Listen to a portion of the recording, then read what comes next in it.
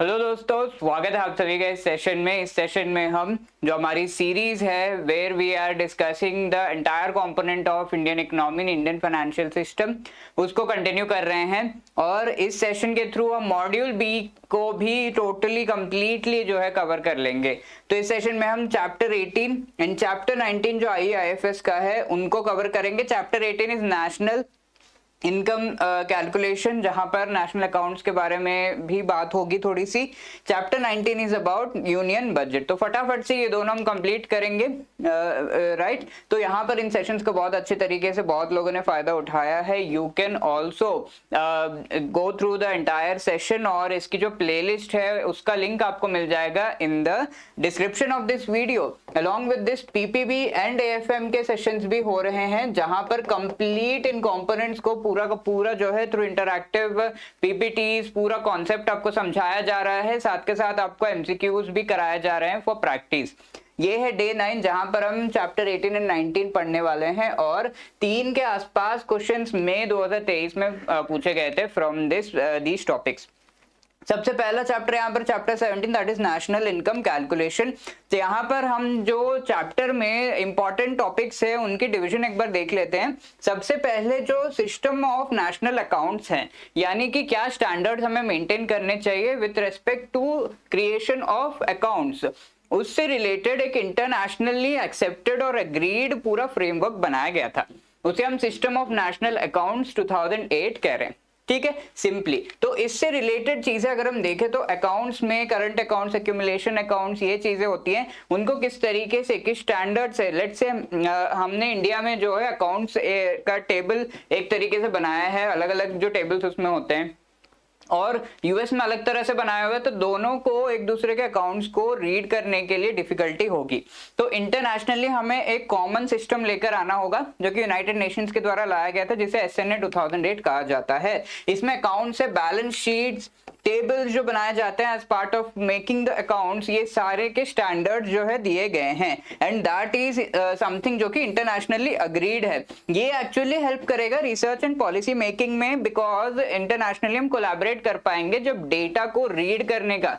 This is just like मुझे जो है इंग्लिश आता है बट सामने वाले को फ्रेंच आता है, उन्हें इंग्लिश नहीं आता, मुझे फ्रेंच नहीं आता, वी कैन नॉट कम्युनिकेट। इसी तरीके से अगर ये अकाउंट्स के जो स्टैंडर्ड्स है वो डिफरेंट होंगे तो कम्युनिकेट या फिर रीड नहीं किया जा सकता। तो इस वजह से कॉमन स्टैंडर्ड लेकर आने के लिए यूनाइटेड नेशंस के द्वारा SNA 1993 में पहले ये हुआ था, उसे जो है 2008 में लेकर आया गया। तो इस चीज से रिलेटेड इंडिया में क्या करना होगा, या फिर किसी कंट्री को जो कि ये SNA को इंप्लीमेंट करना चाहता है, क्योंकि हम 1993 का SNA ऑलरेडी इंप्लीमेंट कर रहे थे, उस हिसाब से सारे स्टैंडर्ड्स बना रहे थे। तो इंडिया में इस चीज को इंप्लीमेंट करने से रिलेटेड कई गोल्स जो है आइडेंटिफाई किए गए हैं। सबसे पहली बात तो ये कहा गया है कि जो बेस ईयर है उसे रिवाइज करने की जरूरत है, क्योंकि यहाँ पर अकाउंट्स का जो स्टैंडर्ड है वो चेंज हो रहा है।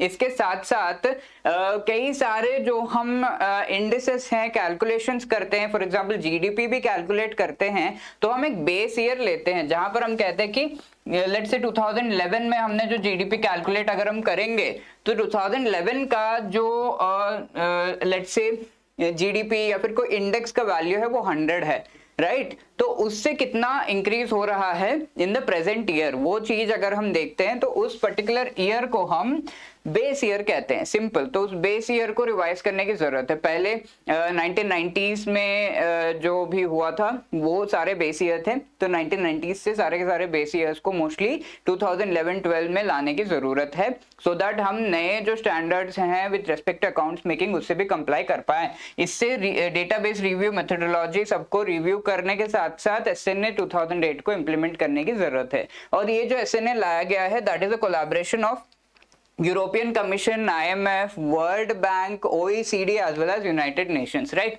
तो ये कुछ फैक्ट्स है जो आपको पता होने चाहिए, एंड आई होप ये कॉन्सेप्ट आपको इनिशियली जो है समझ में आ गया।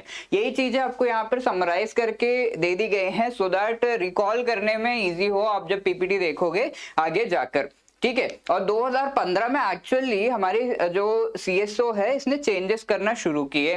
पहले हमारा जो बेस ईयर होता था डिफरेंट कैलकुलेशन, स्पेसिफिकली GDP, तो ये बेस ईयर 2004-5 होता था। इसे अब 2011-12 करने का काम 2015 से शुरू हुआ। CSO is the central statistical office. कई सारे स्टैटिस्टिक्स से रिलेटेड काम जो है यहाँ पर होता है।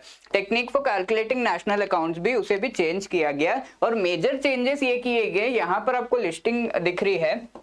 नेशनल इनकम को कैलकुलेट किया जाता था। अब यहाँ पर हम जीडीपी की बात करेंगे, ग्रॉस डोमेस्टिक प्रोडक्ट। तो as we know gross domestic product is actually an indicator of what. याद है आपको ये चीज? तो मैंने आपको बताया था कि gross domestic product national income का एक इंडिकेटर है। तो नेशनल इनकम को इंडिकेट करता है। ग्रॉस यानी कि इकोनॉमी के टर्म्स में टोटल होता है डोमेस्टिक इंडिया के अंदर, और product is the production, total production का वैल्यू क्या है। तो सिंपली नेशनल इनकम। तो इसे अलग अलग तरीके से कैलकुलेट किया जाता है, अलग अलग प्राइसेस पे कैलकुलेट कर सकते हैं। एक को हम जो है मार्केट प्राइसेस कहते हैं, then we have basic prices और फैक्टर कॉस्ट। ये तीनों क्या है ये हम देखेंगे। तो एक रिवीजन किया गया, चेंज किया गया जीडीपी के कैलकुलेशन को फैक्टर कॉस्ट से जो मार्केट प्राइसेस है ये मेथड को यूज करने का जो है चेंज किया गया। इसके साथ साथ जीवीए, ग्रॉस वैल्यू एडेड, यानी कि लेट्स से अगर यहाँ पर शुगर केन है, इसको अगर हम जो मशीन है उसमें डालकर उसका जूस निकाल के शुगर बना रहे हैं, तो शुगर केन की क्वांटिटी लेट्स से 100 रुपीज में हमने खरीदा। अब जो शुगर इससे निकला वो हम क्या 100 में ही बेचेंगे? नहीं, 200 में बेचेंगे। हमने यहाँ पर क्या किया? 100 रुपीज का वैल्यू एडिशन किया। कैसे किया? उससे जूस निकाला, फिर हमने उसको शुगर बनाया, शक्कर जो है उससे बनाई। ठीक है, तो 100 रुपीज का वैल्यू एडिशन किया। ये वैल्यू एडिशन भी अगेन एक तरीके का नेशनल इनकम का इंडिकेटर है। उस सबको जब हम ग्रॉस मतलब क्या है टोटल ऐड करेंगे, that is called gross value added. इसको भी बेसिक प्राइसेस पे कैलकुलेट किया जाता था, उससे चेंज करके सॉरी जो फैक्टर कॉस्ट है उस पे कैलकुलेट किया जाता था, उसे चेंज करके बेसिक प्राइसेस पे किया जा रहा है। ई गवर्नेंस MCA 21 एक पोर्टल है जहां पर बहुत सारे जो एंटिटीज हैं जो सारे अकाउंट्स मेंटेन करते हैं, मेनली कंपनीज, उन सभी के डिटेल्स होते हैं। तो वो अकाउंट्स जो मेंटेन कर रहे हैं उनको भी चेंजेस लाने पड़ेंगे। तो वो चेंजेस, इसके साथ साथ ज्यादा से ज्यादा इंफॉर्मेशन लेने के जो है काम किया गया, जहां पर बहुत सारे स्टेक होल्डर्स से इंफॉर्मेशन लेकर अकाउंट्स में चेंजेस वो भी करे। इस चीज से रिलेटेड जो इम्प्लीमेंटेशन है वो करने की कोशिश की गई है। इसके साथ गवर्नमेंट जो कवरेज कर रही है अकाउंट्स, सिर्फ स्टेट गवर्नमेंट और गवर्नमेंट डिपार्टमेंट्स, कंपनीज, इनके अकाउंट्स से रिलेटेड इंफॉर्मेशन ही होती थी। अब आगे और भी डेप्थ में कवरेज हो रहा है, जहां पर लोकल गवर्नमेंट्स यानी कि जो डिस्ट्रिक्ट लेवल पर गवर्नमेंट्स है एंड पंचायत है, इनसे भी जो अकाउंट्स हैं वो लिए जा रहे हैं। तो दैट इज द इम्प्रूवमेंट जो किया गया है along with the implementation of SNA 2008। इसके साथ साथ 1980-81 सीरीज पहले, यानी कि सीरीज का मतलब है कि इसे 1980-81 को बेस ईयर लेकर बहुत सारे कैलकुलेशंस जो स्टैटिस्टिक्स के वो किए जाते थे, और ये पॉपुलेशन सेंसस के बेसिस पर ये सीरीज थी। अब 1993-94 का सीरीज हम जो है फॉलो कर रहे थे। उस समय NSSO था। ये NSSO को जो है CSO, दो ऑर्गेनाइजेशंस को क्लब करके NSO बनाया गया है नया। तो इसके बारे में भी हम डिस्कस करेंगे, 2019 में ये हुआ था। तो NSSO के क्विनक्वेनियल जो सर्वे है उसमें से डेटा यूज करते हुए 1993-94 का जो अकाउंट्स का जो बेस ईयर का सीरीज है उसको हम जो है चला रहे थे। अब 2011-12 सीरीज में जो भी डेटा यूज किया जा रहा है वो सारा का सारा डेटा NSSO या फिर NSS का 67th राउंड जो सर्वे हुआ था अनइनकॉर्पोरेटेड नॉन एग्रीकल्चरल एंटरप्राइजेस का, all India live stock census 2012 में जो हुआ था, इनका डेटा वहां पर यूज किया जा रहा है। ओके, अब हम ये क्वेश्चन सॉल्व करते हैं फटाफट से। National accounts in India are calculated on the basis of dash base year. तो बेस ईयर अभी का क्या है, नेशनल अकाउंट्स को कौन से बेस ईयर को लेकर कैलकुलेट किया जाता है। अभी हम पढ़ रहे थे कि उसे चेंज कर दिया गया है। कहाँ कौन से बेस ईयर पर लेकर आए हैं हम? 2011-12। So B will be the right answer. तो ये तो था नेशनल अकाउंट्स से related, not that important, but ये वाला पार्ट बहुत ज्यादा इंपॉर्टेंट है आगे जो हम देखने वाले हैं। So here we are discussing कि जीडीपी की कंप्यूटेशन कैसे होती है। तो वो समझने के लिए पहले जीडीपी का कंप्लीट मीनिंग आपको पता होना चाहिए, जो हम आगे भी देखेंगे अच्छे से। तो GDP is gross domestic product. तो इंडिया की जो पूरी टेरिटरी है इसके अंदर कितना प्रोडक्शन हो रहा है या फिर कितना सर्विसेज का वैल्यू जो है कैलकुलेट हो रहा है, उसको अगर हम ऐड कर देंगे that is called gross domestic product. Simply ये नेशनल इनकम को कैलकुलेट करने का एक तरीका है। अब ये नेशनल इनकम को हम कैसे कैलकुलेट करें, that is the bigger question. तो उसके लिए हम कई सारे मेथड्स एंड अप्रोचेस का यूज करते हैं। तो ये मेथड्स एंड अप्रोचेस क्या है, 3 तरह के अप्रोचेस है बेसिकली। तो वो 3 तरह के अप्रोच क्या है जीडीपी को कैलकुलेट करने के लिए, वो हम देख लेते हैं। सबसे पहला जो अप्रोच है उसे हम प्रोडक्शन अप्रोच कहते हैं, जहां पर एक कॉन्सेप्ट जो कि वैल्यू एडेड, वैल्यू एडिशन का कॉन्सेप्ट यूज होता है। तो वैल्यू एडिशन क्या होता है अभी अभी हमने देखा, और भी डिटेल में देख लेते हैं। बट वहां पर बढ़ने से पहले लेट्स इमेजिन एक इकोनॉमी है जहां पर सिर्फ कुछ कंपनीज है जिन्हें फर्म्स कहते हैं, और हाउस होल्ड्स है, आपके और मेरे जैसे लोग जो है वो हैं, ठीक है। तो यहाँ सिर्फ 2 एंटिटीज, और कुछ नहीं है, ना गवर्नमेंट है ना कोई और कंट्री है, कोई ट्रेड नहीं है, कुछ नहीं है, राइट। तो ये चीजें, तो यहाँ इसको देखने से पहले इफ आई टेल यू, किसी भी इकोनॉमी में 4 ऐसे एजेंट्स होते हैं जो कि इस इकोनॉमी को बेसिकली इकोनॉमिक एक्टिविटीज को एक्चुअली परफॉर्म करते हैं। 4 एजेंट्स कौन कौन से हैं, हाउस होल्ड्स यानी कि पीपल जो कि फैक्ट्रीज में काम कर रहे हैं या वहां जो है जा रहे हैं। देन देयर आर कंपनीज या फर्म्स, ठीक है, दूसरे एजेंट्स। तीसरा कौन है, गवर्नमेंट होता है। एंड चौथा एक्सटर्नल सेक्टर यानी कि फॉरेनर्स होते हैं, फॉरेन एंटिटीज होते हैं। तो ये चारों इकोनॉमिक एक्टिविटीज करते हैं कि नहीं, हाउस होल्ड एक्चुअली काम करने जाते हैं, कंपनीज प्रोडक्शन करते हैं, गवर्नमेंट भी प्रोडक्शन कर रही है, स्पेंडिंग कर रही है, पैसे दे रही है हाउस होल्ड कंपनीज को, फॉरेन से जो है पैसा इंडिया में आ रहा है, इजंट इट। तो ये सब है। तो यहाँ पर ये एक इकोनॉमी इमेजिन की गई जहां ये 2 एंटिटीज एक्चुअली नहीं है, ये 2 हैं खाली। तो ऐसे केस में सिंप्लीफाइड तरीके से हम समझ सकते हैं कि जीडीपी कैसे कैलकुलेट की जाती है। यहाँ पर कई सारे जो है एक्सचेंजेस इन दोनों के बीच में हो रहे हैं। पहला तो ये कि ये सारे जो लोग हैं वो यहाँ पर जाकर काम करते हैं, तो ये फैक्टर सर्विसेज अपने प्रोवाइड कर रहे हैं जिसके लिए इन्हें पेमेंट मिलता है, ठीक है। सारे लोग, क्योंकि और कुछ है ही नहीं, सारे लोग इस फैक्ट्री में जाके काम कर रहे हैं, इस कंपनी में काम कर रहे हैं। ये हो गया। अब ये कंपनी क्या कर रही है, गुड्स एंड सर्विसेज बना रही है जिसके ऊपर ये लोग स्पेंड कर रहे हैं, यानी कि वहां जाकर काम किया, सैलरी ली, वहीं से सामान खरीदा, सारे पैसे वापस वहीं पे चले गए। तो ये एक सर्कुलर इकोनॉमी इसे हम कहते हैं। और यहाँ पर 3 चीजें हम नोटिस कर रहे हैं। ये हम देख सकते हैं कि यहाँ जो प्रोडक्शन हो रहा है उसकी वैल्यू हम कैलकुलेट करके कितना पैसा घूम रहा है इस पूरे इकोनॉमी में वो देख सकते हैं। डिस्ट्रीब्यूशन यानी कि ये जो पेमेंट किया जा रहा है वो कैलकुलेट करके कर सकते हैं, क्योंकि सेम अमाउंट लाइक 100 रुपीज का अगर गुड्स एंड सर्विसेज बना है तो ये लोग कितना स्पेंड करेंगे, 100 रुपीज देंगे, और सैलरीज कितना मिलेगा, 100 रुपीज ही मिलेगा, क्योंकि और कुछ है ही नहीं। तो ये सिंप्लीफाइड तरीके से हम समझ सकते हैं। तो यहाँ ये 100 रुपीज क्या है, ये एक तरीके से एक्सपेंडिचर कंजम्पशन है, ठीक है। तो ये 3 जो वेज हैं, ये 3 तरीकों से हम पूरा का पूरा इकोनॉमी में कितना मनी अवेलेबल है या फिर चीजों गुड्स एंड सर्विसेज की वैल्यू कितनी है उसको कैलकुलेट कर सकते हैं, जो कि नेशनल इनकम को इंडिकेट करता है। पहला मेथड है प्रोडक्शन। तो ये प्रोडक्शन वाला जो मेथड है ये, इसमें क्या होता है वो देख लेते हैं फटाफट से। तो प्रोडक्शन जब होता है तो सिंपली एक चीज होती है, वैल्यू एडिशन। प्रोडक्शन का मतलब क्या है, एक एग्जांपल देख लेते हैं यहाँ पर। लेट्स से जो क्रॉप्स हैं वहां से क्रॉप्स को निकालकर, कौन सा क्रॉप है, शुगर केन, गन्ने का जो है क्रॉप है, तो उसे गन्ने को निकालकर हमने क्या किया, ट्रैक्टर यूज किया, यहाँ पर ये सारे इनपुट जो है यूज किए, निकाला हमने। निकालने के बाद हम क्या करेंगे, उसको जो है कट करके उसका जूस निकालने की कोशिश करेंगे। तो ये जो है शुगर केन, इसको हमने ग्रो किया पहले तो, और फिर इस तरीके से हम ग्रो कर रहे हैं।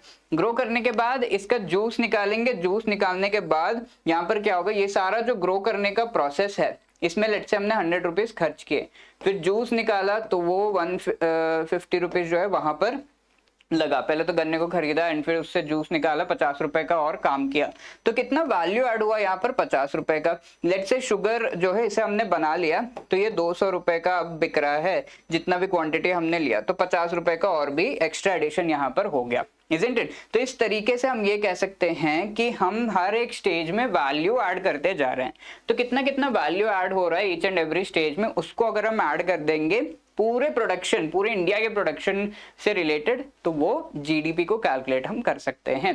तो ये तो एक एग्जांपल हो गया। ऐसे लेट्स से ये कपड़े बन रहे हैं, लेट्स से ये जो आप हाथ में फोन या लैपटॉप लेकर देख रहे हो वो बन रहा है, तो इन सभी का जो वैल्यू एडिशन है वो सब अगर हम ऐड कर देंगे तो उससे हमें जीडीपी मिल जाएगा। तो वैल्यू एडिशन ऑफ, जिसे हम ग्रॉस वैल्यू एडेड कहते हैं, जीवीए, ठीक है, GVA of product 1, GVA of product 2, इस तरीके से अगर हम ऐड करेंगे तो total GVA, gross value added, gross मतलब टोटल होता है, जी से डरिए मत, टोटल। वैल्यू एडिशन क्या होता है वो भी समझ में आ गया। सब ऐड करेंगे तो नेशनल इनकम कैलकुलेट हो जाएगा, that is called production method. ठीक है, अब हम आगे बढ़ रहे हैं इनकम मेथड। यहाँ पर इमेजिन करिए जो सारे पीपल हैं या फिर जो किसी भी प्रोडक्शन के लिए 4 फैक्टर्स ऑफ प्रोडक्शन चाहिए होते हैं, land, labour, entrepreneurship and capital. ठीक है, तो ये 4 फैक्टर्स ऑफ प्रोडक्शन हम पहले भी डिस्कस कर चुके हैं। इनको कुछ पेमेंट्स मिलते हैं, इंटरेस्ट वाला चैप्टर जब हम डिस्कस कर रहे थे, वी हैव डिस्कस दिस। ये 4 पेमेंट्स को भी अगर हम ऐड करेंगे, इनकम्स को भी अगर हम ऐड करेंगे, तो वो जीडीपी या फिर नेशनल इनकम का जो है एक रूप है, इनकम, इजंट इट? तो ये इनकम मेथड में सारे इनकम जो हमारे जीडीपी में सारे जो प्रोडक्शन के फैक्टर्स है उनको जो इनकम हो रहा है वो सब हम ऐड कर रहे हैं, तो वो क्या हो गया? National income. सिंपल ना? तो कौन कौन से हैं यहाँ पर फैक्टर? सर्विसेज, लेबर जो देते हैं उनके सामने उन्हें वेजेस मिलते हैं, अब जो कैपिटल है उसके सामने इंटरेस्ट मिलता है, एंटरप्रेन्योरशिप को प्रॉफिट मिलता है, जैसे कोई मैनेजर है, बहुत बड़ा सीईओ है, वो जो भी सोच रहा है और काम कर रहा है उसके लिए उन्हें प्रॉफिट मिलता है, लैंड के सामने रेंट मिलता है। तो ये 4 जो फैक्टर पेमेंट्स हैं, these are actually the income. ठीक है, ये सारे इनकम को अगर हम ऐड करेंगे तो that will give us the value of national income, जो कि जीडीपी हम कहते हैं। National income firms, house hold की इनकम हो गई, सेल्फ एम्प्लॉयड पीपल की इनकम हो सकती है, इसी तरीके से जो सेल्फ एम्प्लॉयड है, इसके अलावा गवर्नमेंट की इनकम और फॉरेन से जो मनी आ रहा है वो भी हमारी इनकम होगी। ठीक है, तो इसका फॉर्मूला यहाँ पर नेशनल इनकम इज, ये जो वेज, इंटरेस्ट, प्रॉफिट, रेंट, ये चारों तो हमने ऐड कर दिए। अब यहाँ ये फैक्ट्री है, लेकिन लेट से कोई खुद का शॉप खोल के बैठा है तो उसका इनकम भी ऐड होना चाहिए ना। तो प्रोडक्शन फॉर सेल्फ कंजम्पशन और सेल्फ एम्प्लॉयड पीपल का जो इनकम है वो भी ऐड करना है। साथ के साथ पब्लिक एंटरप्राइज, यानी कि किसी गवर्नमेंट कंपनी को जो इनिशियली जो पैसे मिले वो भी कहीं ना कहीं इनकम से मिले होंगे वो। साथ के साथ गवर्नमेंट जो डायरेक्ट टैक्स ले रही है वो भी, गवर्नमेंट का इनकम भी हमें ऐड करना है। ये तो सिर्फ कंपनी का हो गया। तो self employed people, government as well as जो कंपनीज हैं, प्रोडक्शन, फैक्टर्स ऑफ प्रोडक्शन का इनकम, सब कुछ जब हम ऐड करेंगे टोटल क्या होगा? National income. अब तीसरा मेथड है एक्सपेंडिचर मेथड। तो 4 हमने जो देखे थे यहाँ पर, जो एजेंट्स हैं जो एक्चुअली इकोनॉमिक एक्टिविटीज परफॉर्म करते हैं, इन 4 एजेंट्स के एक्सपेंडिचर को अगर हम ऐड करेंगे, वो लोग कितना खर्च कर रहे हैं, वही चीजों की वैल्यू है, इजंट इट? किसी चीज पर कोई खर्च कर रहा है यानी कि वो उसकी वैल्यू है। तो सारे चीजों की वैल्यू जब हम ऐड करेंगे तो नेशनल इनकम आ रहा है, जीडीपी कैलकुलेट हो रहा है। वैसे ही इनकी जो एक्सपेंडिचर है वो भी अगर आप ऐड करोगे तो जीडीपी कैलकुलेट हो रहा है। तो कौन कौन से हैं? House hold, firm, government and external sector, ये चारों एक्सपेंडिचर करते हैं। तो जो हाउस होल्ड्स है वो कंजम्पशन करते हैं, कंजम्पशन एक्सपेंडिचर। ठीक है, किस तरह के एक्सपेंडिचर है इनकी? Consumption expenditure, medical, rent, food वगैरह पे हम कंज्यूम करके वो एक्सपेंडिचर कर रहे हैं। फर्म्स की अगर हम बात करें तो प्राइवेट इन्वेस्टमेंट ये करते हैं, इसे प्राइवेट इन्वेस्टमेंट कहा जाता है। तो कंजम्पशन सी, इन्वेस्टमेंट आई, ये ऐड कर दिया। गवर्नमेंट जो स्पेंड करेगी, पैसे स्पेंड करेगी, एक्सपेंडिचर लेकर आएगी, उसे गवर्नमेंट स्पेंडिंग कहते हैं। ट्रांसफर पेमेंट, सैलरीज, इन्वेस्टमेंट, ये सब। अब एक्सटर्नल सेक्टर यानी कि फॉरेनर्स भी, एक्सपोर्ट एंड इंपोर्ट जो है वो होता है। तो एक्सपोर्ट्स हमारे इनकम है या लॉस है हमारे लिए? Exports are income. ठीक है, हम जो भी सामान बाहर बेच रहे हैं उसके लिए हमें पैसे मिल रहे हैं, एक्सपोर्ट। इंपोर्ट हमारे लिए जो है खर्चा है, यानी कि इंपोर्ट एक्चुअली हम करते हैं तो हम पैसे दे रहे हैं, राइट? तो यहाँ पर मेनली हमारे गुड्स के लिए क्या खर्चा हो रहा है उस चीज को हम कैलकुलेट कर रहे हैं। तो एक्सपोर्ट हम ऐड करेंगे, एक्स से इंडिकेट किया गया है, और इंपोर्ट एम से इंडिकेट किया गया है, जो कि हम सब्ट्रैक्ट करेंगे। हमारे हमारे गुड्स पे हमने खर्च नहीं किया, किसी और के गुड्स पे खर्च किया, तो इस वजह से वो सब्ट्रैक्ट हम कर देंगे, तो वो नेट एक्सपोर्ट्स कहलाता है। ठीक है, तो फॉरेनर्स के साथ जो एक्सचेंज हो रहा है वो सारे जो एक्सपेंडिचर है वो हम ऐड करेंगे तो जीडीपी कैलकुलेट कर लेंगे। अब इस जीडीपी को पॉपुलेशन से डिवाइड करेंगे, GDP by population, that is called per capita income, right. I hope that is clear. Per capita, पर हेड इनकम, तो ये चीज हम पहले भी डिस्कस कर चुके हैं even in the first chapter. अब हम कुछ कॉन्सेप्ट देख लेते हैं, तो ये वाला पूरा पार्ट जो है वो हम देख चुके हैं। कॉन्सेप्ट हम देखेंगे जीडीपी कॉन्सेप्ट। तो यहाँ सबसे पहली बात है डेप्रिसिएशन, ये टर्म क्या होता है ये समझना, इसके साथ साथ ग्रॉस इन्वेस्टमेंट, नेट इन्वेस्टमेंट। तो लेट्स से एक फैक्ट्री है या फिर एक टेक्सटाइल मिल है जहां पर या फिर छोटा सा कॉटेज इंडस्ट्री है जहां पर कपड़े जो है बनाए जाते हैं, वहां पे 3 मशीन का यूज हो रहा है, 3 मशीन यूज किए जा रहे हैं, एक मशीन खराब हो गया और इस मशीन को रिप्लेस किया गया है एंड एक नया मशीन भी खरीदा गया है। ठीक है, 2 मशीन ठीक थे तो ये 2 हो गए, एक को रिप्लेस किया गया और एक क्या हुआ, न्यू हमने खरीदा। ठीक है, तो यहाँ पर ये जो खराब होकर इसे रिप्लेस किया गया है इसे हम डेप्रिसिएशन कहते हैं। डेप्रिसिएशन यानी कि वेयर एंड टेयर और उसके मेंटेनेंस पे जो खर्चा होता है दैट इज डेप्रिसिएशन। ठीक है, तो यहाँ पर कुछ नया नहीं आ रहा है, नया हमने नहीं बनाया, यहाँ पर क्या है, इसको बस रिप्लेस किया हमने, नए मशीन लेकर आए हैं लेकिन पुराने के प्लेस में हमने इसे रिप्लेस कर दिया। ऐड हमने नहीं किया, ऐड क्या हुआ, ये 4th मशीन ऐड हुआ है, isn't it? तो ये वाला पार्ट जो है जो खराब हो रहा है और उस पर खर्च कर रहे हैं दैट इज कॉल्ड डेप्रिसिएशन। तो यहाँ पर अगर हमें 2 टर्म्स को समझना है दैट इज ग्रॉस इन्वेस्टमेंट, कि भाई पूरा टोटल बताओ मुझे कि कितना खर्च हुआ है।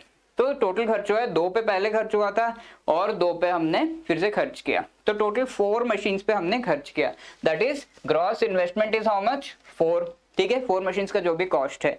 बट इसमें से मुझे चाहिए कि यार नए चीजों पे कितना खर्च किया गया है, ये तो तुमने रिप्लेस किया है, नई चीजें कितनी है, नया ये था, नया ये था और फिर ये जो है नया है, isn't it? तो यहाँ पर हम क्या करेंगे, जो भी हमारा ग्रॉस इन्वेस्टमेंट है उसमें से जो रिप्लेसमेंट है यानी कि डेप्रिसिएशन है उसे सब्ट्रैक्ट कर देंगे। ठीक है, एक मशीन तो खराब हो गया ना, ये मशीन गया और इसकी कैलकुलेशन हमें नहीं करनी, तो ये नेट इन्वेस्टमेंट क्या है, 4 - 1 दैट इज 3।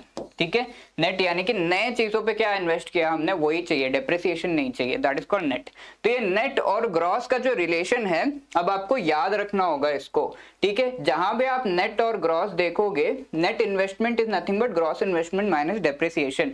ऐसे ही नेट जो है डोमेस्टिक प्रोडक्ट कैलकुलेट किया जाता है, ग्रॉस डोमेस्टिक प्रोडक्ट मैंने आपको बता दिया, तो नेट डोमेस्टिक प्रोडक्ट क्या होगा, ग्रॉस डोमेस्टिक प्रोडक्ट, उसमें से डेप्रिसिएशन सब्ट्रैक्ट करते हैं पूरे इंडिया के केस में, राइट। तो that is the thing, I hope ये क्लियर है। अब हम ये 3 चीजें factor cost, basic prices and market prices ये डिस्कस कर रहे हैं, ऑलरेडी हम देख चुके हैं, इससे रिलेटेड थोड़ी चीजें जो है देख चुके हैं कि हमने कहीं कहीं इसे यूज किया था नेशनल अकाउंट्स के डिस्कशन में। तो यहाँ पर हम फैक्टर कॉस्ट सबसे पहले चीज देख रहे हैं।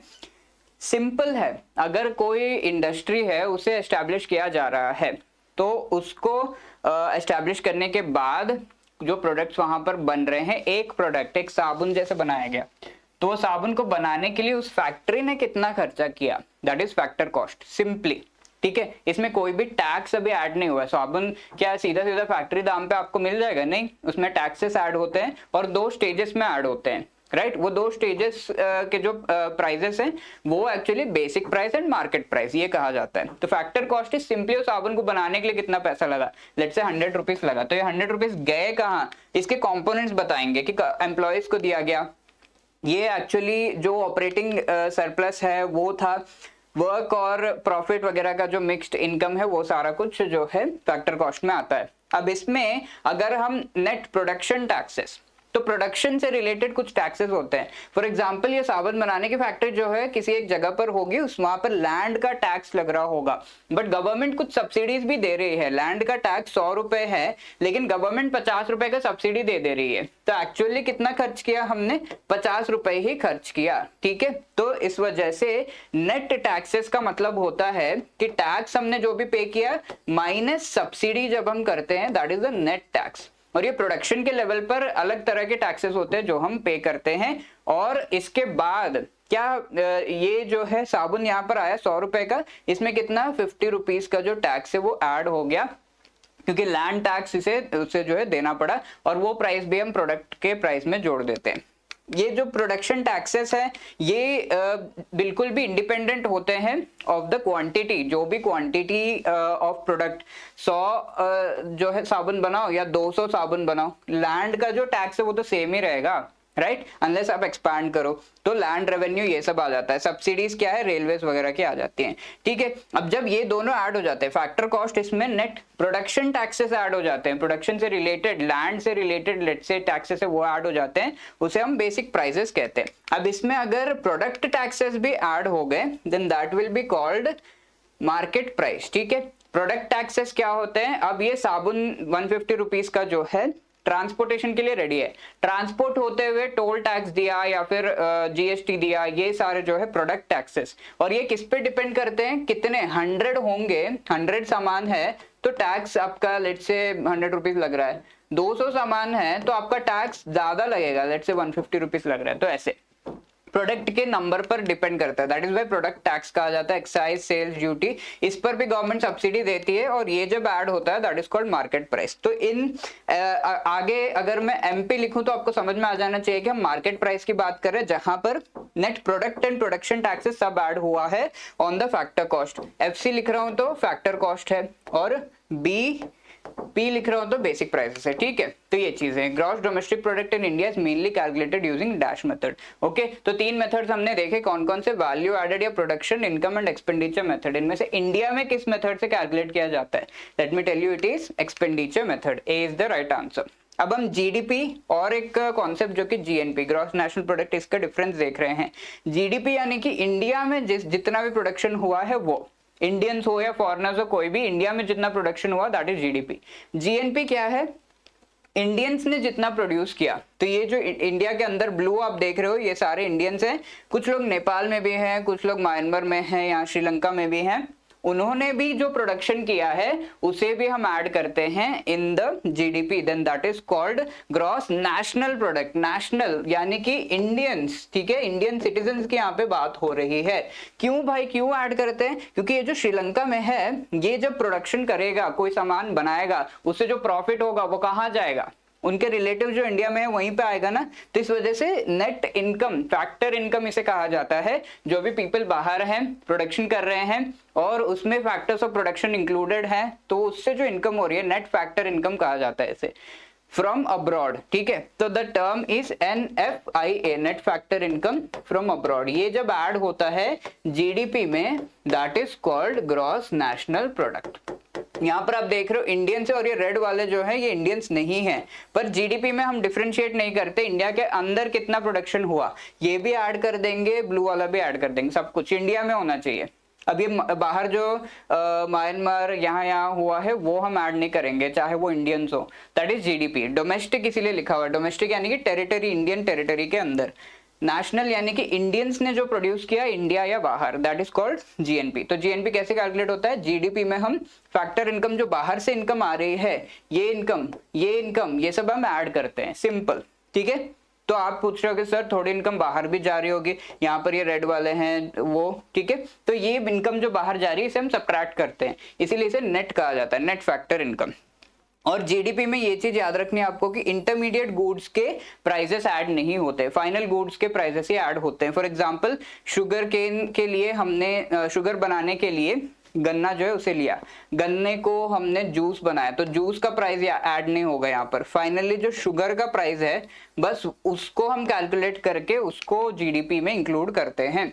अब ग्रॉस नेशनल प्रोडक्ट का फॉर्मूला देख रहे थे, GDP plus net factor income from abroad. जो भी इनकम इंडिया अर्न कर रहा है और जो पैसे इंडिया से बाहर जा रहे हैं उसको हम सबट्रैक्ट कर देते हैं, इसीलिए नेट कहा जाता है इसे, ठीक है। GDP plus NFIA, that is the thing. अब एनएनपी कैसे कैलकुलेट होगा, हमने जो है ग्रॉस नेशनल प्रोडक्ट ये देख लिया। अब नेट नेशनल प्रोडक्ट कैसे होगा, नेट नेशनल प्रोडक्ट हमेशा नेट जब आपको कैलकुलेट करना है ग्रॉस में से क्या सबट्रैक्ट करना है, डेप्रिसिएशन, है ना। तो ये आपको याद रखना है, net national product is gross national product minus depreciation. National income यहाँ पर जीडीपी एट मार्केट प्राइस जो भी है उसे हम कैलकुलेट करेंगे। National income actually net national product at factor cost होता है, ठीक है। तो फैक्टर कॉस्ट के लिए हम क्या करेंगे, जीडीपी जो कि मार्केट प्राइस पे कैलकुलेट हो रहा है, जीडीपी में से हमें डेप्रिसिएशन को हटाना है ताकि नेट नेशनल जो है नेट हमारा डोमेस्टिक प्रोडक्ट आए। इसके साथ एनएफआई को ऐड करेंगे तो नेट नेशनल प्रोडक्ट आएगा।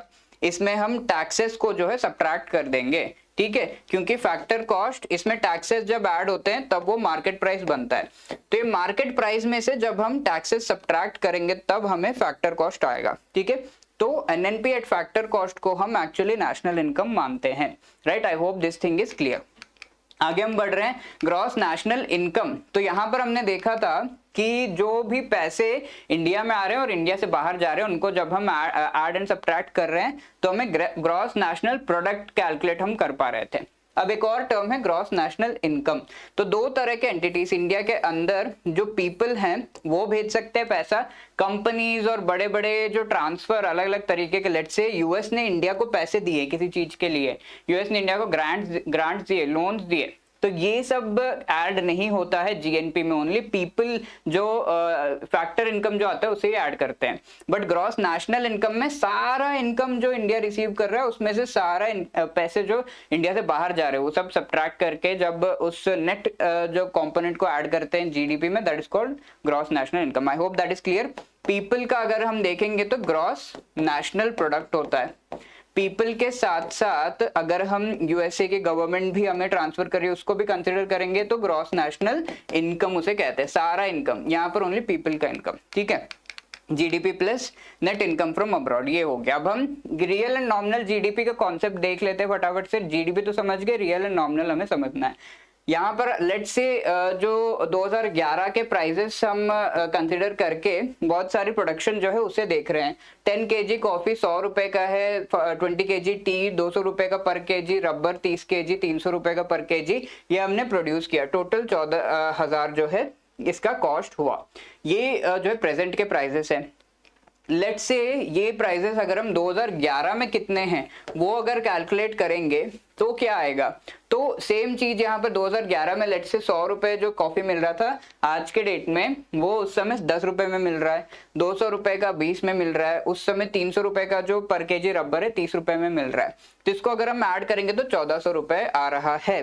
क्या प्राइजेस है ये 2011 में जो प्राइजेस है वो। अब इन दोनों को जब हम डिवाइड करेंगे तो इसे हम रियल जीडीपी कहते हैं, ठीक है। रियल जीडीपी इज पहले बेस ईयर के प्राइजेस को कंसिडर करके जब हम कैलकुलेट करते हैं जीडीपी, दैट जीडीपी डिफ्लेटर कैसे आएगा, nominal GDP by real GDP, वो जीडीपी डिफ्लेटर है, यानी कि 14,000 डिवाइडेड बाय 1400, इजंट इट। 1400 यहाँ पर रियल जीडीपी है, तो कितना आया हमारा GDP deflator 10 is an indication of the inflation. ये चीज हम ऑलरेडी देख चुके हैं, दैट इज वाई जल्दी जल्दी हमने यहाँ पर ये कर दिया। GDP GNP and sorry GDP NDP and depreciation का यहाँ पर रिलेशन पूछा गया है। तो वी नो कि अगर हम एनडीपी कैलकुलेट करना चाहते हैं तो जीडीपी में से हमें डेप्रिसिएशन माइनस करना होगा। I hope this thing is very clear. So A will be the right answer here. Moving on, यहाँ पर हम लास्ट के कुछ जो डेफिनेशन है वो देख लेते हैं। पर्सनल इनकम, पर्सनल इनकम के जब हम बात करें तो पूरा जो नेशनल इनकम इंडिया का इनकम है इसमें से पीपल की इनकम कितनी है, हाउस होल्ड्स की इनकम कितनी है वो हमें देखना है, पीपल की, ठीक है। इनकम किस किस की हो सकती है, पीपल की हो सकती है, यहाँ कंपनीज की हो सकती है, गवर्नमेंट की हो सकती है, फॉरेनर्स की हो सकती है, ठीक है। तो ये सब हम पर्सनल इनकम में से जब सब्ट्रैक्ट कर देंगे, सॉरी नेशनल इनकम में से हम सब्ट्रैक्ट कर देंगे तो हमें सिर्फ पीपल की इनकम मिल जाएगी। तो उसी का फॉर्मूला है, थोड़ा सा कॉम्प्लिकेटेड तरीके से। आई होप कॉन्सेप्ट आपको समझ में आ गया। तो पर्सनल इनकम जो भी नेशनल इनकम का पार्ट है, हाउस होल्ड जो यूज कर रहे हैं, इसके लिए नेशनल इनकम में से अनडिस्ट्रीब्यूटेड प्रॉफिट यानी कि कंपनीज का जो इनकम है वो हमें सब्ट्रैक्ट करना होगा। दूसरा जो टैक्स लिया जा रहा है, कंपनीज टैक्स दे रहे हैं टू द गवर्नमेंट, ये किसका इनकम है, गवर्नमेंट का इनकम सब्ट्रैक्ट कर रहे हैं। इसके साथ साथ जो भी पीपल, आप और मैं गवर्नमेंट को इंटरेस्ट पेमेंट कर रहे हैं वो हमें सब्ट्रैक्ट करना होगा। लेट्स से हमने लोन लिया है गवर्नमेंट से या फिर किसी और से, सॉरी, तो वो लोन पे जो इंटरेस्ट पेमेंट कर रहे हैं वो हमें सब्ट्रैक्ट करना है, क्योंकि वो हमारी इनकम नहीं है, हमारी इनकम से निकल के चला गया इंटरेस्ट पेमेंट। अब गवर्नमेंट कुछ चीजें हमें ट्रांसफर कर रही है, ये योजना वो योजना के तहत पैसे दे रही है, तो उसे हमें ऐड करना है क्योंकि हमारे इनकम का वो पार्ट है। वही सारा यहाँ पर आपका फॉर्मूला है, इजंट इट। पर्सनल इनकम ऐसे हम कैलकुलेट कर सकते हैं। अब ये इनकम तो हुई आपकी, लेकिन बहुत सारा पैसा टैक्स में चला गया। सो इस वजह से एक और टर्म हम कैलकुलेट करते हैं, पर्सनल डिस्पोजेबल, ऐसा इनकम जो मैं यूज कर सकता हूँ एक्चुअली। तो पर्सनल इनकम में से टैक्स का जो मनी है वो हम सब्ट्रैक्ट कर रहे हैं, personal tax, direct tax, fine जो हम दे रहे हैं गवर्नमेंट को या फिर डिफरेंट एंटिटीज को, वो सब सब्ट्रैक्ट कर दे रहे हैं। That is personal disposable income, जो कि एक्चुअल कंजम्पशन है। तो इसके अलावा प्राइवेट इनकम, ऐसा इनकम जो कि कंपनीज का है मेनली, वो भी हम कैलकुलेट कर सकते हैं। हमने पीपल का किया, कंपनीज का भी कर सकते हैं। उसके लिए नेशनल इनकम में से इनकम फ्रॉम प्रॉपर्टी वगैरह जो एंटरप्राइजेस के हैं वो हम जो है हटा रहे हैं। सेविंग्स जो गवर्नमेंट का है, मेनली गवर्नमेंट का इनकम, वो हम हटा दे रहे हैं।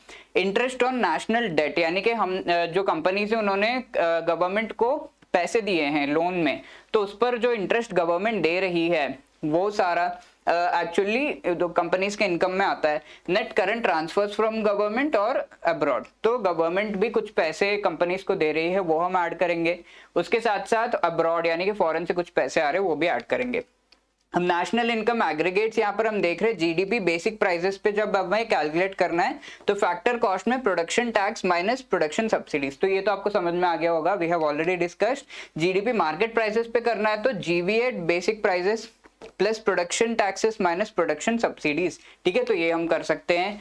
एनडीपी एट फैक्टर कॉस्ट करना है तो एनडीपी एट मार्केट प्राइसेस, इसमें से सारे टैक्सेस हमें हटा देने हैं, ठीक है। फैक्टर कॉस्ट पे लेकर आना है तो सारे टैक्सेस हटा दो, तब मार्केट प्राइस से वो फैक्टर कॉस्ट पे आ जाएगा। And let me tell you 23 मई 2019 को जो दो हमारे ऑर्गेनाइजेशंस थे जिनका नाम हम पीपीटी में देख चुके हैं, सीएसओ एंड एनएसएसओ करके, national sample survey organisation and central statistical organisation, इन दोनों को मर्ज कर दिया गया था इन नेशनल स्टैटिस्टिक्स ऑर्गेनाइजेशन। इसे जो है एस्टैब्लिश किया गया है एनएसओ के नाम से। कब हुआ है ये? 23 मई 2019, और ये ministry of statistics and programme implementation नाम के मिनिस्ट्री के अंडर काम करती है। अब इस सारे का जो यूटिलिटी है वो देख लेते हैं। जीडीपी ग्रोथ रेट क्या बताती है? इकोनॉमी की परफॉर्मेंस। जीडीपी पर कैपिटा, पर हेड जीडीपी या इनकम कितना है? Level of economic development. Compensation जो एम्प्लॉयज को वर्क के लिए मिल रहा है, लेबर कॉस्ट बताती है। इसके अलावा कंपनसेशन जो मिल रहा है, इनकम शेयर कितना है एम्प्लॉयज का जीडीपी में, वो बताता है। इसी तरीके से कई सारे हमारे जो है इंपॉर्टेंट यूटिलिटीज हैं इन सब चीजों को कैलकुलेट करने के, राइट। तो यू कैन गो थ्रू। इसके अलावा जीडीपी जो है हर चीज का आइडिया नहीं देती, बहुत ज्यादा हेल्पफुल नहीं है, क्योंकि ये इनकम इनइक्वालिटी का आइडिया नहीं देता। हाँ, पूरे इंडिया का इनकम इतना है, बट ये इनकम रिच का है पुअर का है वो नहीं बताती। इसके अलावा ये भी नहीं बताती कि कौन से स्टेट से सबसे ज्यादा इनकम आया, तो रीजनल इनइक्वालिटी के बारे में नहीं बताती। साथ के साथ हायर जीडीपी का मतलब हायर वेलफेयर नहीं है। ऐसा नहीं है कि पुअर पीपल बहुत ज्यादा ग्रो कर रहे हैं। एंड किसी किसी कंट्री में जीडीपी एक्चुअली जो इनकम है उसे इंडिकेट नहीं करता, क्योंकि हम इसमें जो फॉरेन से मनी आ रहा है उसे ऐड नहीं करते। कई एक्सपोर्ट ओरिएंटेड कंट्रीज होते हैं तो उन्हें फॉरेन से सबसे ज्यादा इनकम होता है, फॉर एग्जांपल सिंगापुर, ठीक है। तो वहां पर जीडीपी हम नहीं कैलकुलेट कर सकते, जीएनपी कैलकुलेट करना होगा। इसके अलावा फाइनेंशियल इंक्लूजन पीपल से रिलेटेड ये बात ही नहीं करता है। फाइनेंशियल इंक्लूजन यानी कि पुअर को किसने कितना जो है अकाउंट्स ओपन किए, ये सब की बात होती नहीं है, बस इनकम इतना है। और ग्रीन जीडीपी अगर हम बात करें तो ये जीडीपी एक्चुअली किस तरीके से नेशनल जो पार्क्स हैं, वाइल्ड लाइफ सैंक्चुरीज हैं, उनको बनाने के लिए जो पैसे खर्च हो रहे हैं वो सबको इंडिकेट कर रहा है। ग्रीन जीडीपी उसका नाम है, ठीक है। सीएसओ एनएसएसओ को एनएसओ में कब मर्ज किया गया है?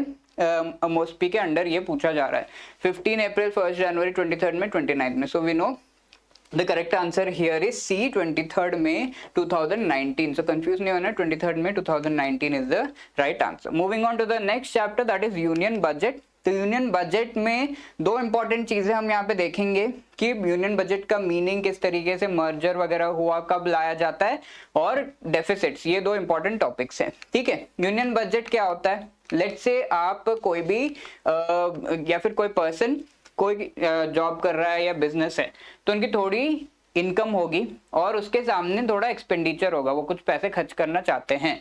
तो लेट्स से एक्सपेंडिचर 10,000 का है लेकिन इनकम सिर्फ 5,000 का है, तो ऐसे में क्या चाहिए, ये 10,000 को खर्च करने के लिए और 5,000 आपको चाहिए। सो ये 5,000 जो एक्स्ट्रा चाहिए दैट इज कॉल्ड डेफिसिट, ठीक है। और ये डेफिसिट को कैसे मिनिमाइज करना है, ये इनकम को कैसे बढ़ाना है, एक्सपेंडिचर को कैसे कम करना है, इन चीजों से रिलेटेड जो बातें होती हैं दैट इज बजट, सिंपल, ठीक है। ये इंडिविजुअल लेवल पर और पूरे गवर्नमेंट के लेवल पर भी होता है। कौन लेकर आता है, फाइनेंस मिनिस्टर लेकर आते हैं। मिनिस्ट्री ऑफ फाइनेंस के अंडर जो है ये बजट आता है, हर साल एक बजट डॉक्यूमेंट रिलीज होता है फरवरी में। कब, फरवरी में। पहले एक्चुअली होता था लास्ट वर्किंग डे जो फरवरी का है उसमें, ठीक है, 27 या 28, बट अब इसको, इस ट्रेंड को चेंज करके 1 फरवरी को लाया जाता है। फर्स्ट वर्किंग डे जो होता है फरवरी को, उस समय लाया जाता है। पहले जो रेल बजट था वो एक्चुअली सेपरेट था, ठीक है। रेल बजट अलग से आता था 2017 तक, रेल बजट अलग, नेशनल जो हमारा बजट है, यूनियन बजट है, वो अलग आता था, ठीक है। ये सारे कैलकुलेशन रेलवेज के लिए अलग से होते थे, that was called rail budget. अब 2017 के बाद इन दोनों को मर्ज कर दिया गया हमारे फाइनेंस मिनिस्ट्री के द्वारा। Now let us talk about budget. Budget में ये जो है रेवेन्यू एंड कैपिटल, ये दो टर्म से आप काफी ज्यादा जो है अकाउंट्स पढ़ चुके होंगे, तो you must be having idea कि जो रेवेन्यू बजट है उसमें हम कंजम्पशन एक्सपेंडिचर की बात करते हैं मोस्टली। शॉर्ट यहाँ पर जो है शॉर्ट टर्म के सारे जो एक्सपेंडिचर्स हैं एंड शॉर्ट टर्म के जो रेवेन्यू उसके बारे में बात होती है। तो दो चीजें होती है बजट में, एक तो इनकम, एक तो दूसरा एक्सपेंडिचर। रेवेन्यू में शॉर्ट टर्म, 1 महीना, लेट से हमने किसी को सैलरी दिया, that is part of revenue budget. Let's say हमें सैलरी मिली, that is part of revenue budget, जो कि हमारी इनकम है, ठीक है, सिंपल। नेक्स्ट है कैपिटल बजट। कैपिटल बजट में वी विल सी कि मोस्टली इन्वेस्टमेंट एक्सपेंडिचर की बात होती है, जहां पर एसेट या लायबिलिटी क्रिएट हो रही है। वेरी सिंपल, ठीक है। कोई एसेट, आपने कोई घर खरीदा, एसेट क्रिएट हुआ, आपको आगे जाकर उससे प्रॉफिट मिलेगा। आपने जो है लोन लिया, तो वो आपके लिए लायबिलिटी है, आगे जाकर आपको लॉस होगा क्योंकि you have to pay the loan, you have to pay the interest also. तो ये एक तरीके से कैपिटल बजट का पार्ट, जहां भी एसेट एंड लायबिलिटी क्रिएट हो रहा है दैट इज कैपिटल बजट का पार्ट। एंड कैपिटल बजट में इन्वेस्टमेंट मोस्टली उससे रिलेटेड बात की जाती है। एसेट या लायबिलिटी क्रिएट नहीं हो रहा है दैट इज रेवेन्यू बजट का पार्ट। इसमें कई टाइप से फटाफट से देख लेते हैं। Revenue receipt and revenue expenditure, कौन कौन से रिसीट है, कौन कौन से रेवेन्यू एक्सपेंडिचर है। तो टैक्स जो होता है, tax and non tax receipts होते हैं। रिसीट यानी कि जो भी गवर्नमेंट रिसीव कर रही है, अब हम गवर्नमेंट के लेवल पर बात कर रहे हैं, गवर्नमेंट जो चीजें रिसीव कर रही है। Tax and non tax revenue में एक्सपेंडिचर में गुड्स एंड सर्विसेज पे एक्सपेंडिचर कर सकती है। For example interest payment, defence expenditure, subsidies, wage, pension, grants, ये सारे जो है रेवेन्यू एक्सपेंडिचर है। शॉर्ट टर्म के एक्सपेंडिचर है, यहाँ पर आप देख रहे हो वेजेस, पेंशन, ग्रांट्स वगैरह जो दिए जा रहे हैं, इसमें कोई भी एसेट या लायबिलिटी क्रिएट नहीं होता। इंटरेस्ट पेमेंट्स, कोई लोन लिया है गवर्नमेंट ने, तो उस पर इंटरेस्ट पेमेंट जो कर रही है government, that is part of revenue expenditure. But वो लोन कैपिटल जो we can say capital receipt का पार्ट होता है, क्योंकि लोन एक्चुअली एक्सेप्ट किया है गवर्नमेंट ने। अब कैपिटल रिसीट्स में डेट क्रिएटिंग होते हैं, जो कि लोन, स्मॉल सेविंग, ये सारे हो गए। और नॉन डेट क्रिएटिंग होते हैं, जहां पर कोई भी डेट क्रिएट नहीं हो रहा है बट एसेट या लायबिलिटी आपकी जो है क्रिएट हो रही है। तो लोन रिकवरी, जब लोन रिकवर किया जा रहा है या फिर डिसइन्वेस्टमेंट किया जा रहा है किसी कंपनी में, गवर्नमेंट कंपनी में, तो पैसे आपको रिसीव होते हैं, राइट। यहाँ पर एक एसेट को जो है यूज किया गया है, दैट इज वाई ये पार्ट होता है नॉन डेट, यानी कि किसी तरीके का डेट आगे जाकर इसको आपको पेमेंट नहीं करना है, लायबिलिटी नहीं है आप पे, that is the thing. Capital expenditure में लोन्स एंड जो लोन्स नहीं है, ये दो टाइप के हैं। लोन्स जो दिए जा रहे हैं, प्लान एक्सपेंडिचर, ये सब हमारा जो है कैपिटल एक्सपेंडिचर का पार्ट हो गया। अब टैक्सेस दो तरह के, डायरेक्ट हो सकते हैं, इनडायरेक्ट हो सकते हैं। डायरेक्ट टैक्सेस जहां पर आप सीधा जो है इनकम टैक्स की वेबसाइट पे जाके पे कर रहे हो टैक्स। इनडायरेक्ट टैक्सेस आप ऐसा टैक्स, जीएसटी, आप किसको पे करते हो, शॉपकीपर को, और वो गवर्नमेंट को पे करता है। कि आप गवर्नमेंट को जीएसटी पे करते हो सीधा जाकर, अगर आप शॉपकीपर हो तो हाँ, लेकिन किसी शॉप में आप पे करते हो, खाना खाने गए, जीएसटी पे किया, and then it goes ahead, ठीक है। एंड नॉन टैक्स भी goods and services, for example आप किसी मेट्रो में ट्रैवल कर रहे हो तो फीस जो देते हो वो पैसे शॉर्ट टर्म के लिए गवर्नमेंट के पास चले गए, ठीक है। तो इस पे कोई एसेट या लायबिलिटी नहीं क्रिएट हुई, आपने एक सर्विस ली और उसका पेमेंट कर दिया, simple. These are the things. Fiscal services वगैरह प्रोवाइड करते हैं। और यहाँ पर आप देख सकते हो कई तरह के जो है टैक्सेस के बारे में दिया हुआ है, एक्साइज, कस्टम, जीएसटी, ये सारे इनडायरेक्ट टैक्सेस है, डायरेक्ट टैक्सेस क्या है, income, corporation, wealth and gift tax. Okay, moving on. Union budget कब प्रेजेंट किया जाता है, इंडियन पार्लियामेंट के द्वारा।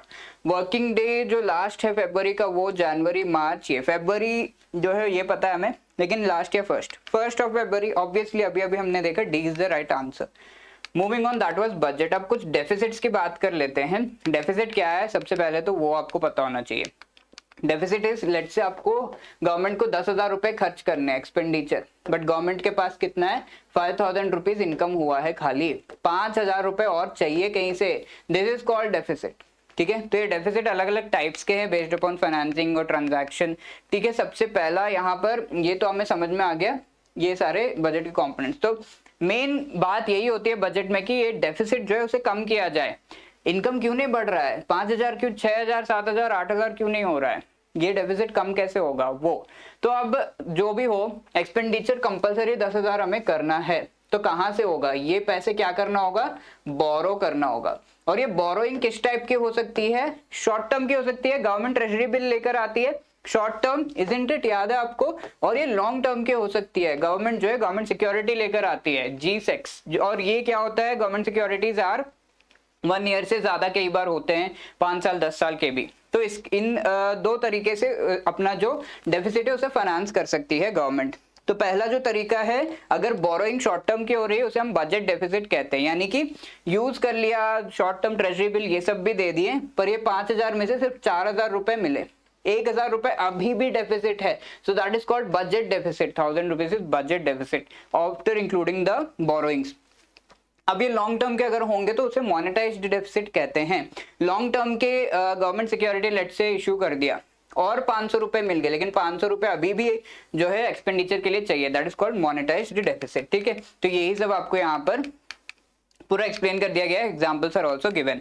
नेक्स्ट है फिस्कल डेफिसिट, जहां पर हम जो बोरोइंग्स हैं उसको भी इंक्लूड कर रहे हैं। इसमें again we have gross and net fiscal deficit, then we have primary and revenue deficit. ठीक है, तो इनका मीनिंग हम देख लेते हैं। यहाँ पर जो फिस्कल डेफिसिट है वहां किसी भी तरीके से बोरोइंग को इंक्लूड नहीं किया जाता। ये जो 5,000 इनकम है उसके अलावा हमारा डेफिसिट कितना है, 5,000, सो 5,000 इज द फिस्कल डेफिसिट। ठीक है, इसमें ग्रॉस फिस्कल डेफिसिट इज 5,000, और इसमें अगर हम देखें इसमें से थोड़ा पैसा सेंट्रल गवर्नमेंट जो स्टेट गवर्नमेंट है उनको भी दे रही होगी, तो उसको अगर हम हटा देंगे, सिर्फ घर की बात करो, घर की बात छोड़ो, अगर हम स्टेट गवर्नमेंट्स को let's say 500 rupees state governments को दे रही है एज अ लोन, ठीक है, तो वो अगर हम हटा देंगे that is called net fiscal deficit. तो 4,500 नेट फिस्कल डेफिसिट है यहाँ पर। और दूसरा क्या है, प्राइमरी डेफिसिट। तो ये जो 5,000 हमारा एक्सपेंडिचर, इसमें से थोड़ा जो इंटरेस्ट देना है, लोन के ऊपर इंटरेस्ट देने के लिए जो है खर्च हो रहा होगा, ठीक है, तो उसमें अगर खर्च किया जा रहा है उसको अगर हम हटा रहे हैं, लेट्स से 5,000 में से 400 रुपए जो है इंटरेस्ट पेमेंट है, तो यहाँ पे क्या होगा, 4,600 will be are primary deficit. इसमें दो टाइप है, ग्रॉस प्राइमरी डेफिसिट जो कि इंटरेस्ट पेमेंट्स को हम हटाते हैं, नेट प्राइमरी डेफिसिट में हम जो है नेट इंटरेस्ट पेमेंट जो भी हमारे होते हैं from the net fiscal deficit, यहां से हम जब इंटरेस्ट पेमेंट्स को हटा देंगे net primary deficit, gross fiscal deficit में से इंटरेस्ट पेमेंट्स को हटा देंगे तो ग्रॉस प्राइमरी डेफिसिट आ जाएगा। ठीक है, नेक्स्ट है रेवेन्यू डेफिसिट। तो रेवेन्यू के लिए, रेवेन्यू जो एक्सपेंडिचर है उसके लिए जो भी खर्च हमें करना पड़ रहा है उसके सामने रेवेन्यू जो इनकम, रेवेन्यू हमें रिसीट जो हुआ है वो दोनों को अगर हम सबट्रैक्ट करेंगे, यानी कि रेवेन्यू बजट का नेट अगर हम निकालेंगे deficit, that is called revenue deficit. इसमें एक और टर्म है इफेक्टिव रेवेन्यू डेफिसिट। तो जो रेवेन्यू डेफिसिट है इसमें थोड़ा पैसा एक्चुअली दिया गया होगा by the central government to the state governments capital assets को क्रिएट करने के लिए, ठीक है, तो वो अमाउंट जब हम हटा देते हैं, ग्रांट्स देती है जो स्टेट सेंट्रल गवर्नमेंट है, स्टेट गवर्नमेंट्स को ग्रांट्स देती है ताकि वो कैपिटल जो एसेट्स है उन्हें क्रिएट कर सके। कैपिटल एसेट कहाँ होने चाहिए, रेवेन्यू में या कैपिटल में, तो वो कैपिटल बजट का पार्ट एसेंशियली होने चाहिए, लेकिन क्योंकि ग्रांट्स दिए गए हैं, grants are always part of the revenue budget, ठीक है, तो उसको जब हम सब्ट्रैक्ट करते हैं that is called effective revenue deficit, right. थोड़ा सा कॉम्प्लिकेटेड है, एक और बार अगर जब आप पढ़ोगे you will get to know that. And finally what is RBI's role in this, जो भी एक्सपेंडिचर हो रहा है ये सारा डेफिसिट को फाइनेंस करने में आरबीआई ने काफी हेल्प किया है। और आज तक फ्रॉम सिंस April 1 1997 आज तक जो भी हेल्प आरबीआई ने किया है वो पूरे को हम नेट आरबीआई क्रेडिट कहते हैं। किस किस तरीके से आरबीआई ने हेल्प किया सेंट्रल गवर्नमेंट को इस पूरे चीज में? ट्रेजरी बिल्स इश्यू करके, गवर्नमेंट सिक्योरिटीज इश्यू करके। तो ये सारी चीजें आगे और डिटेल में हम पढ़ेंगे, डोंट वरी, ये नाम जो है देख के डरना नहीं है। रुपी कॉइन्स में हेल्प करना, लोन्स एंड एडवांसेस देना, कैश बैलेंसेस जो है गवर्नमेंट का, जैसे कि हम अपने पैसे बैंक में रखते हैं, गवर्नमेंट अपने पैसे आरबीआई में रखती है। तो इस तरीके से RBI has helped in maintaining all of these things. और इस तरीके से डेफिसिट को क्लियर करने के लिए कई बार आरबीआई ने हेल्प किया है, और इस पूरे चीज को हम नेट आरबीआई क्रेडिट कहते हैं। एंड विद दिस जो है हम इस क्वेश्चन को आंसर कर पाएंगे। Which among the following is और the components of net credit of RBI to the Indian government? तो treasury bill, government security, rupee coin, loan advances, चारों ही हैं। That is why D will be the right answer, right. So with this discussion on both of this chapters यहाँ पर जो है खत्म हो रहा है। एंड कोई भी अगर आपको query you can always call us. यहाँ पर आई एंड आईएफएस के जो सिर्फ पढ़ना ही, as we have said, practice करना is also very important part of our preparation, ठीक है। तो प्रैक्टिस करने के लिए we have come up with this 400 most important MCQs, जिसकी पीडीएफ का लिंक आपको डिस्क्रिप्शन में मिल जाएगा। You can download it from there, और जो भी हमने पढ़ रखा है उससे रिलेटेड एमसीक्यूज आप वहां पे सॉल्व कर सकते हो। Now these are some practice questions. ये क्वेश्चंस काफी इंटरेस्टिंग है, और ये एक्चुअली पूछे गए थे in the May 2023। So you can pause the video here and try to answer this question in the comment section. कोई भी आपके queries है, you can also give them in the comment section. Pause the video, try to answer this again. कुछ questions तो हम already discuss कर चुके हैं, it should not be a big issue for you to answer that, ठीक है। इसके अलावा आपके क्वेरीज आप हमें कॉल करके पूछ सकते हो 8146207241। थोड़ा सा जो है जब भी हम पढ़ते हैं थोड़ी चीजें हमारे दिमाग में रह जाती हैं, तो you can clarify that call करके, या फिर you can drop a mail at hello@edutab.co.in and ask your query, or you can also give feedback with respect to these sessions कि कैसा आपको लग रहा है। आई होप आपको मजा आ रहा होगा, एंड उसी चीज को आपको कमेंट सेक्शन में भी आप दर्शा सकते हो। Thank you so much, have a great day, जय हिंद।